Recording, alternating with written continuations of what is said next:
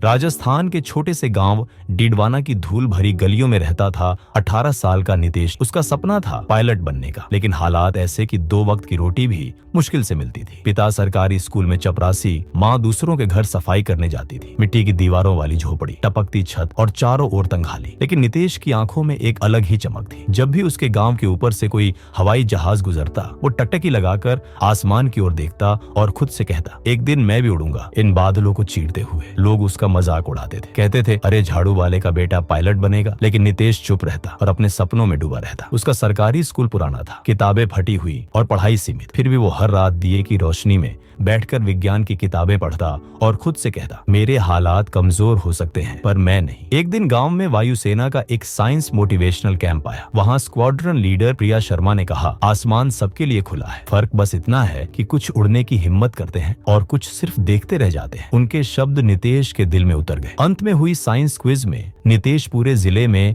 पहले नंबर पर रहा। स्क्वाड्रन लीडर ने उसे जयपुर में एयरफोर्स स्कॉलरशिप ट्रेनिंग के लिए आवेदन देने को कहा, जहां सब कुछ फ्री था, बस मेहनत चाहिए थी। लेकिन मुश्किलें यहाँ भी थी। ट्रेनिंग के लिए जाने का किराया, फॉर्म, फीस, ड्रेस सब महंगे थे। पिता ने मायूस होकर कहा, बेटा हम तुझे भेजना तो चाहते हैं पर हमारे पास कुछ नहीं। तभी स्कूल के मास्टर जी बोले, नितेश तू गाँव का नहीं देश का बेटा है, खर्चा मैं देख लूंगा, तू बस मेहनत कर। नितेश जयपुर गया, एग्जाम दिया और सिलेक्ट हो गया। अब शुरू हुआ असली संघर्ष। हॉस्टल में बाकी बच्चे इंग्लिश मीडियम से थे, सबके पास स्मार्टफोन, ब्रांडेड किताबें और बड़े सपने थे। नितेश के पास था एक पुराना झोला, माँ का ताबीज और जुनून। क्लास में सब कुछ इंग्लिश में होता, उसे समझ नहीं आता। वो रात में डिक्शनरी लेकर बैठता, खुद से बातें करता, रोता भी था लेकिन हार नहीं मानता था। कई बार लोग हंसते, ये देहाती लड़का पायलट बनेगा, पर वह बस चुपचाप मेहनत करता रहा। सुबह 5 बजे दौड़, दिन में थ्योरी क्लास, रात को पढ़ाई। कई बार भूख से पेट में ऐंठन होती, लेकिन उसने कभी शिकायत नहीं की। उसे सिर्फ एक चीज याद रहती, अब हार गया तो सब खत्म। 3 साल की ट्रेनिंग के बाद आया फाइनल सिलेक्शन, वायुसेना की परीक्षा। वही परीक्षा जो उसकी पूरी किस्मत बदल सकती थी। पेपर से पहले उसने माँ का ताबीज चूमा और खुद से कहा, मैं किसी से कम नहीं हूँ, ये मेरी उड़ान है, कोई नहीं रोक सकता। और उसने परीक्षा दे दी। कुछ हफ्ते बाद रिजल्ट आया, ऑल इंडिया रैंक 11। गांव में ढोल बजने लगे, मिठाई बंटी, लोग उसके पिता को बधाई देने आने लगे। जिस स्कूल में उसके पिता झाड़ू लगाते थे, वहाँ अब बच्चे नितेश की तस्वीर देखकर कहते, सर वो देखो पायलट भाई। कुछ महीने बाद जब नितेश अपने पहले फाइटर जेट की कॉकपिट में बैठा, उसने गांव के ऊपर से उड़ान भरी और रेडियो पर बोला, ये उड़ान सिर्फ मेरी नहीं, उन लाखों बच्चों की है जो सपने तो देखते हैं लेकिन रास्ता नहीं जानते। आज नितेश साल में एक बार गांव जरूर आता है, मास्टर जी के पांव छूता है, बच्चों से मिलता है, उन्हें मोटिवेट करता है। उसने गांव में एक फ्री कोचिंग शुरू की है, जहां वो उन बच्चों को ट्रेन करता है